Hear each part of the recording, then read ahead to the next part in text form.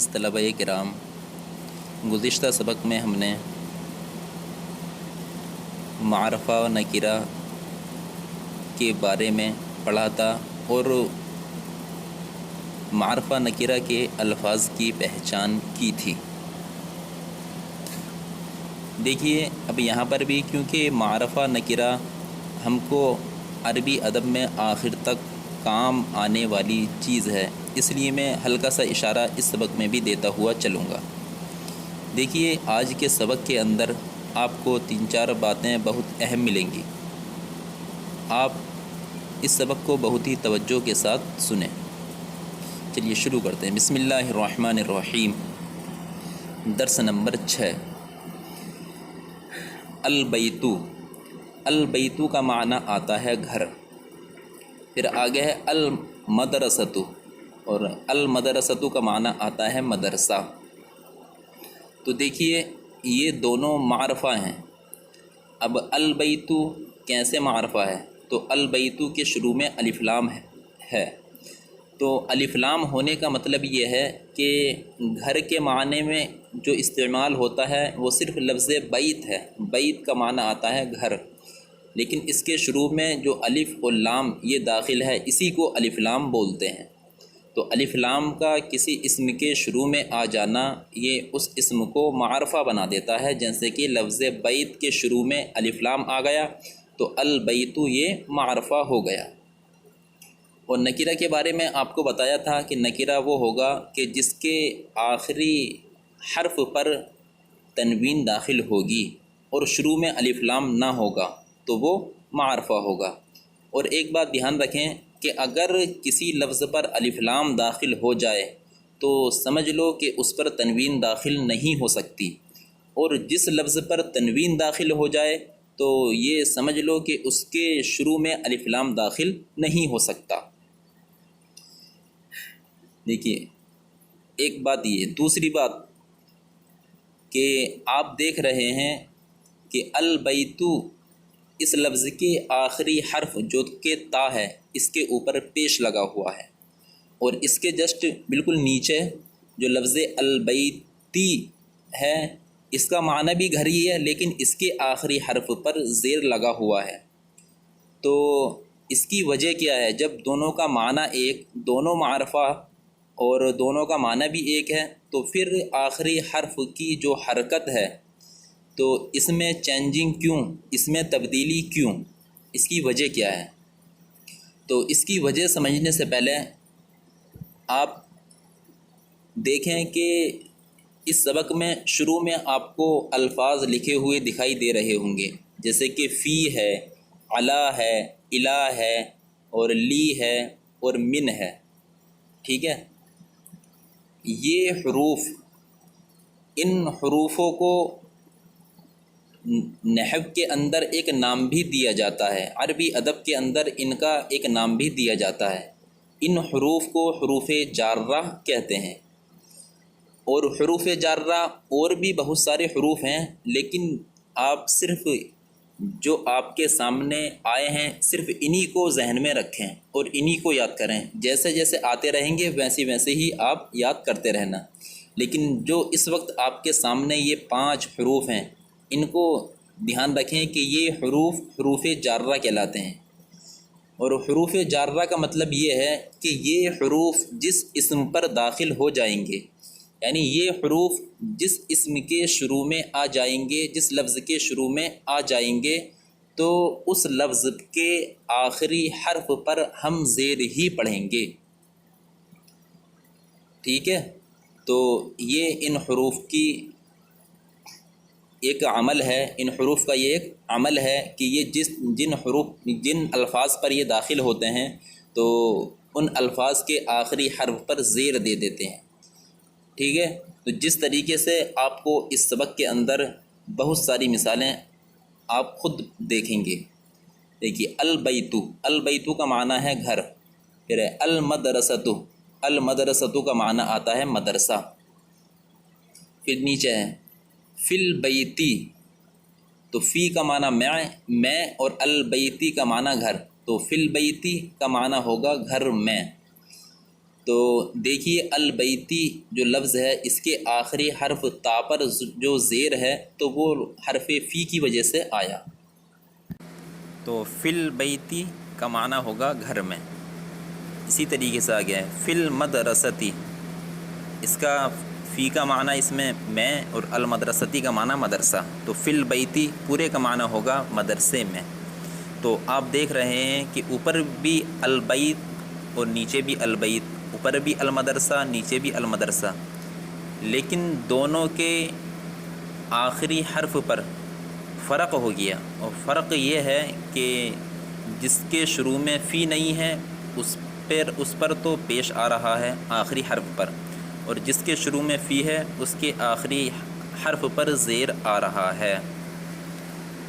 اور زیر آنے کی وجہ میں نے آپ کو بتلا دی کہ فی اس لفظ کے شروع میں داخل ہے، اور جس لفظ کے شروع میں یہ حروف پانچوں حروف داخل ہو جاتے ہیں تو اس لفظ کے آخری حرف پر زیر ہی پڑھا جاتا ہے. دیکھیے فی البیتی گھر میں، فی المدرستی مدرسے میں. آگے الفرسو، الفرسو کا معنی آتا ہے گھوڑا. اور آگے ہے الجملو، الجملو کا معنی آتا ہے اونٹ. تو آپ ان الفاظ کو دیکھ کر پہچان گئے ہوں گے کہ یہ الفاظ معرفہ ہیں یا نکرہ. ٹھیک ہے، تو ان الفاظ کے شروع میں الف لام داخل ہے، اس وجہ سے یہ معرفہ ہیں. پھر نیچے علی الفرسی، اعلیٰ کا معنی آتا ہے پر، اور الفرسی کا معنی آتا ہے گھوڑا. تو علی الفرسی گھوڑے پر. دیکھیے چاہے الفرسی ہو یا الفرسو ہو یا الفرسہ ہو، آخری حرف پر چاہے زبر ہو، زیر ہو یا پیش ہو، اس لفظ کا جو معنی ہے معنی وہی رہے گا جیسے کہ گھوڑا. ایسی لفظ البیت آپ نے پڑھا تو چاہے البیتو ہو یا البیتی ہو یا البیتا ہو، معنی ایک ہی ہوگا ان کا گھر. بس ان کے آخری حرف پر جو زبر، زیر یا پیش آئیں گے ان کی ایک وجہ ہوگی، جس وجہ سے ان الفاظ کے آخری حرف پر زبر، زیر پیش آئے گا، لیکن معنی میں کوئی فرق پیدا نہیں ہوگا، معنی جو اس کا ہے وہی لگے گا. دیکھیے علی الفرسی گھوڑے پر، اور علی الجملی اونٹ پر. اور آپ ایک بات اور دھیان رکھیں، دیکھو الفرسی، الفرسی کے اوپر لکھا ہوا ہے الفرسو، اس کا معنی کیا تھا؟ گھوڑا. پھر اس کے جسٹ نیچے علی الفرسی لکھا ہوا ہے. تو جب ہم علی کو الفرس کے ساتھ ملا رہے ہیں تو بیچ میں جو الفرس میں الف آیا یہ نہیں پڑھا جا رہا. ٹھیک ہے، تو اس کی وجہ یہی ہے کہ جب ہم پہلے والے لفظ کو دوسرے لفظ میں ملائیں گے تو پھر وہ بیچ سے الف گر جاتا ہے. جب ملا کر پڑھیں گے تو پھر وہ نہیں پڑھا جائے گا. اس کو ہم اس طریقے سے نہیں پڑھ سکتے علی الفرسی، بلکہ اس کو پڑھنے کا طریقہ یہ ہے علی الفرسی. ٹھیک ہے، یہ دھیان رکھیں کہ جب ہم جس لفظ پر الف لام لگا ہوا ہو، اگر ہم اس سے پہلے کوئی حرف داخل کر کر ہم اس کو ملا رہے ہیں تو بیچ میں جو الف آ رہا ہے وہ گر جائے گا. جیسے کہ اس مثال میں علی الفرسی، اور اوپر بھی گزرا فی البیتی، فی المدرستی، اور ہر جگہ اسی طریقے سے آئے گا. یہ علی الجملی اونٹ پر، اس کے اندر بھی الجمل میں جو الف تھا وہ نہیں پڑھا جا رہا جب ہم نے اس لفظ سے پہلے علی کو داخل کیا. اب نیچے دیکھیے المیدانو، المیدان کا معنی آتا ہے میدان. اور المسجد، مسجد کا معنی مسجد ہی آتا ہے. تو دیکھیے المیدانو اور المسجد، ان سے پہلے کچھ نہیں ہے، یعنی نہ ہی فی ہے، نہ علی، نہ الا، نہ لی، نہ من. تو جب کچھ نہیں ہے تو اس لفظ کے آخری حرف پر پیش ہی پڑا جائے گا. اگر کچھ ان میں سے داخل ہو جاتا تو پھر اس الفاظ کے یا ان الفاظ کے آخری حرف پر زیر پڑھا جاتا، جیسے کہ نیچے ان الفاظ کے شروع میں الا کو داخل کیا تو ان الفاظ کے آخری حرف پر زیر پڑھا گیا۔ دیکھیے الی المیدانی، میدان تک، تو الا جب داخل ہوا المیدان پر تو اس کے آخری حرف کو زیر دے دیا، اور زیر دینے کی وجہ یہی ہے کیونکہ یہ پانچوں حروف جر ہیں، اور حروف جر وہ کہلاتے ہیں کہ یہ جس لفظ پر داخل ہو جاتے ہیں یا جس لفظ کے شروع میں ہم اس کو رکھ دیتے ہیں تو یہ اس لفظ کے آخری حرف پر زیر دے دیتا ہے۔ الی المیدانی، میدان تک، الی المسجدی، مسجد تک۔ آگے الولدو، الولدو کا معنی آتا ہے لڑکا، ٹھیک ہے، اور الوالدو، الوالدو کا معنی آتا ہے باپ، ٹھیک ہے۔ عربی میں باپ کو والد بولتے ہیں، اور آپ نے بہت بات چیت میں بھی سنا ہوگا کہ آپ کے والد صاحب کیسے ہیں، تو لفظ والد یہ عربی میں بولتے ہیں باپ کو۔ دیکھیے الولدو لڑکا، الوالدو والد یا باپ، تو الولدو اس لفظ کے آخری حرف پر پیش آیا، اور الوالدو اس لفظ کے آخری حرف پر پیش آیا، ٹھیک ہے، دونوں لفظ کے آخری حرف پر پیش آیا ہے۔ نیچے للولدی، للولدی لڑکے کے لیے، پھر آگے ہے للولدی۔ دیکھیے اب اس لفظ کے اندر ایک چیز اور بتلانا چاہ رہے ہیں، اور وہ یہ کہ جب الولد ہوگا تو الف لام کے ساتھ میں لکھا جائے گا، لیکن جب ہم الولد پہ لی داخل کر دیں گے یا یہ کہہ دو کہ لام داخل کر دیں گے تو اس وقت الولد میں جو الف تھا وہ گر جائے گا، پھر وہ لکھنے میں بھی نہیں آئے گا، یعنی کہ وہ نہیں لکھا جائے گا، جیسے کہ للولدی لڑکے کے لیے۔ تو اصل میں کیسے تھا یہ؟ دیکھو لام کو الگ کر دیا اور الولد اسے الگ کر دیا، تو یعنی پورا جملہ یہ تھا، لیکن جب ہم نے اس کو ملایا یعنی الولد سے پہلے لام کو داخل کر دیا تو پھر یہ جو لکھا گیا ہے کیا ہے؟ للولدی، جو شروع میں بالکل للولدی لڑکے کے لیے۔ تو یہ دھیان رکھیں کہ جب لام کو کسی لفظ پر داخل کر دیں گے تو پھر اس لفظ کا شروع میں جو حمزہ ہوگا وہ گر جائے گا، جیسے کہ للولدی لڑکے کے لیے۔ اسی طریقے سے دیکھیے البیت گزرا اوپر، یا اس کے نیچے بھی لفظ البیت ہے، اگر ہم اس کے شروع میں لام داخل کریں گے تو پڑھا جائے گا للبیتی، ٹھیک ہے، تو اس میں بھی جو الف تھا وہ گر جائے گا، لام نہیں گرے گا، لام اپنی جگہ پر رہے گا، لیکن شروع میں جو الف تھا وہ گر جائے گا۔ دیکھو للولدی لڑکے کے لیے، پھر آگے ہے للوالدی، یہ بھی لڑکے وہ والد کے لیے یا باپ کے لیے۔ تو دیکھیے یہاں پر بھی جب لام داخل ہوا تو الوالدی میں جو شروع میں حمزہ تھا وہ گر گیا اور پھر لکھا گیا للوالدی۔ تو یہ آپ دھیان رکھیں کہ لام جس اسم پر داخل ہو جائے گا تو اس اسم کے شروع میں جو حمزہ ہوگا تو وہ گر جائے گا، لکھنے میں نہیں آئے گا۔ یہ اب البیتو، البیتو کا معنی گھر، اور پھر آگے ہے المدرسۃ، مدرسے کا معنی مدرسہ۔ دیکھیے اوپر بھی یہ الفاظ آئے تھے اور یہاں پر بھی نیچے بھی یہ الفاظ آئے ہیں، تو ڈبل لانے کی وجہ کیا ہے؟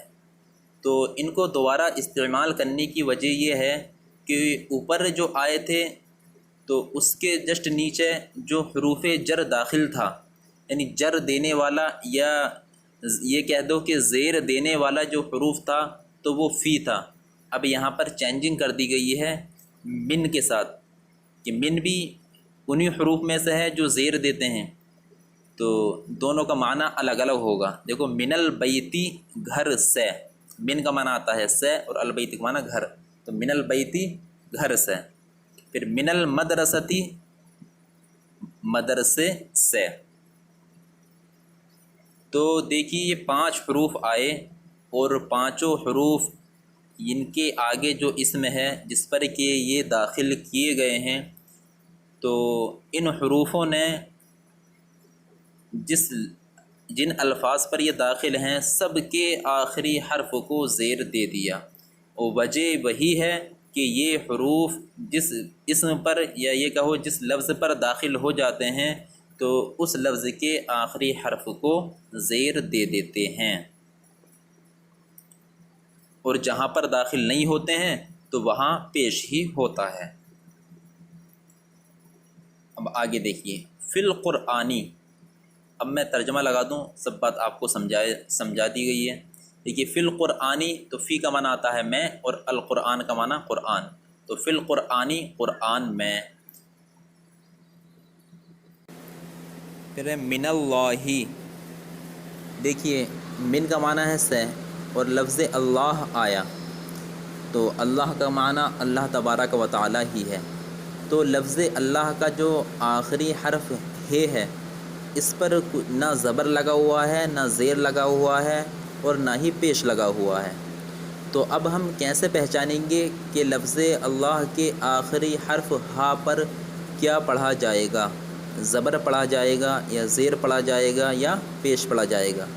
تو آپ وہی بات دھیان میں رکھیں کہ اس لفظ کے شروع میں من داخل ہے، اور من یہ ان حروف میں سے ہے کہ جس اسم پر یہ داخل ہو جاتے ہیں یا جس لفظ پر یہ داخل ہو جاتے ہیں تو اس لفظ کے آخری حرف کو زیر دے دیتے ہیں، تو پتہ چلا کہ اس لفظ پر بھی زیر ہی پڑھا جائے گا۔ تو من اللہ اللہ سے، اور من البیتی گھر سے، من کا معنی سے، البیتی معنی گھر، تو من البیتی گھر سے، اور الی المسجدی، تو الی کا معنی آتا ہے تک، اور المسجدی مسجد، تو الی المسجدی مسجد تک۔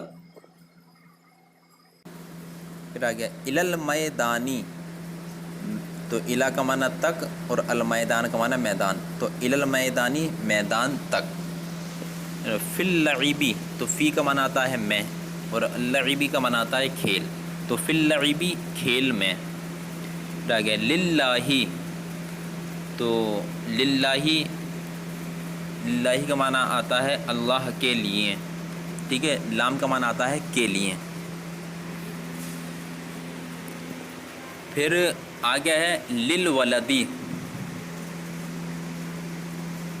تو للولدی میں لام کا معنی آتا ہے کے لیے، اور ولد کا معنی ہے لڑکا، تو للولدی کا پورے کا معنی ہوگا لڑکے کے لیے۔ اور علی الوالدی، علی کا معنی آتا ہے پر، اور الوالدی کا معنی آتا ہے باپ، تو علی الوالدی والد پر یا باپ پر۔ دیکھیے نیچے ایک نوٹ دیا ہوا، تو نوٹ سے اشارہ کرتے ہیں ایک ضروری بات کی طرف، ٹھیک ہے، ایک پوائنٹ والی بات کی طرف اشارہ کرتے ہیں۔ بتائیں کہ لی لگانے کی کافی مشق کرائی جائے، ٹھیک ہے، مشق کا مطلب یہ ہے کہ لی کو اچھی طریقے سے سمجھا دیا جائے اور کئی مثالیں دے کر سمجھا دیا جائے کہ لی جب کسی اسم پر داخل ہو جائے گا تو جس لفظ پر وہ داخل ہوگا اس لفظ کے شروع سے حمزے کو گرا دیا جائے گا۔ دیکھیے لی لگانے کی کافی مشق کرائی جائے، الف لام والے اسم پر لی لگانے سے الف لام میں کا حمزہ گر جاتا ہے، ٹھیک ہے، جیسے کہ میں نے آپ کو سبق کے اندر سمجھا دیا۔ اب دیکھیے نیچے ہے ترجمہ کرو، تو یہ اردو الفاظ آ رہے ہیں، اردو جملے آ رہے ہیں، ان کا آپ کو عربی میں ترجمہ کرنا ہے۔ جیسے کہ میں 2-3 مثالیں دے کر آپ کو سمجھا دیتا ہوں۔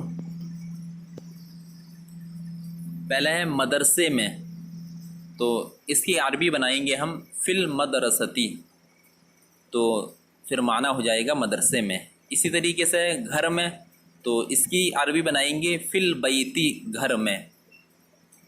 پھر اس کے بعد ہے میدان سے، تو اس کی عربی بنائیں گے، یعنی اصل میں جو اسم کے آخر میں سے پر یہ ہیں تو اس کو ہم شروع میں لے کر آئیں گے اور اسم کو بعد میں لے کر آئیں گے، جس طریقے سے سبق کے اندر آپ کے سامنے جملے آئے ہیں۔ تو کیا میدان سے، تو اس کی عربی بنے گی کہ من المیدانی، اور مدرسے سے اس کی بھی بنے گی کہ من المدرستی۔ اسی طریقے سے آپ کو تمام عربی جملوں کی، تمام اردو جملوں کی عربی بنانی ہے۔ پھر نیچے ہے حرکات لگاؤ اور لکھو اور پڑھو۔ دیکھیے حرکات لگاؤ، نیچے ہے دیکھو فی القرآن علی اللہ الدرس للعلم، ان چاروں عربی لائن پر کسی لفظ پر بھی زبر زیر پیش لگا ہوا نہیں ہے، ٹھیک ہے۔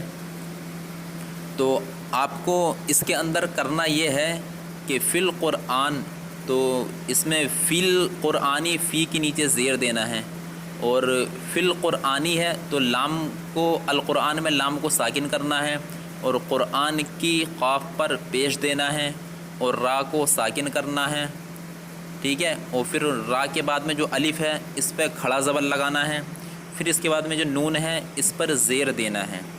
تو مطلب یہ ہے کہ ان جملوں پر آپ کو زبر زیر پیش کی حرکت لگانی ہے کہ کس حرف پر کیا پڑھا جائے گا، قاف پر کیا پڑھا جائے گا، را پر کیا پڑھا جائے گا، الف پر کیا پڑھا جائے گا، اور نون پر کیا پڑھا جائے گا۔ تو ان سب پر آپ کو حرکت لگانی ہے، یعنی زبر زیر پیش کی حرکت لگانی ہے، جیسے کہ فی القرآنی۔ اور ایک بات دھیان رکھیں کہ ان جملوں میں جو آخری حرف ہے، جیسے علی اللہ کا جو آخری حرف ہے، اس پر اعراب لگانے میں توجہ دینی ہے۔ ایسی الدرس، اس لفظ کا جو آخری حرف ہے سین، اس پر زبر زیر پیش میں سے کون سی حرکت لگے گی، اس پر بھی آپ کو توجہ دینی ہے۔ تو دیکھیے میں آپ کو ایک چیز ان چار لائنوں کے تعلق سے آپ کو بتا دوں کہ جس لفظ کے شروع میں حروف جر ہیں، حروف جر یعنی ایسے جو اس سبق کے اندر آپ نے 5 حروف پڑھے، یعنی ایسے حروف کہ جس اسم پر وہ داخل ہو جاتے ہیں یا جس لفظ پر وہ داخل ہو جاتے ہیں تو اس لفظ کے آخری حرف پر زیر دے دیتے ہیں۔ تو جن اسموں کے شروع میں حروف جر ہیں، فی، علی اور الا، لی، من، یہ ہیں، تو ان الفاظ کے آخری حرف پر تو زیر ہی آئے گا، اور جن پر یہ حروف داخل نہیں ہیں تو سمجھ لو کہ ان الفاظ کے آخری حرف پر پیش لکھا جائے گا۔ اور یہ اردو سے عربی اور عربی میں جو جملے آئے ہیں حرکات لگانے کے، یعنی کہ ان پر زبر زیر پیش لگانے کے، ٹھیک ہے، تو زبر زیر پیش لگانے ہیں، انہیں لکھنا ہے اپنی کاپی میں اور اس کو اپنی زبانی پڑھنا بھی ہے۔ تو آپ کو اگر اس وقت میں کوئی بات سمجھ میں نہیں آئی ہو تو آپ کمنٹس باکس میں یا پرسنل نمبر پر کال کر پوچھ سکتے ہیں۔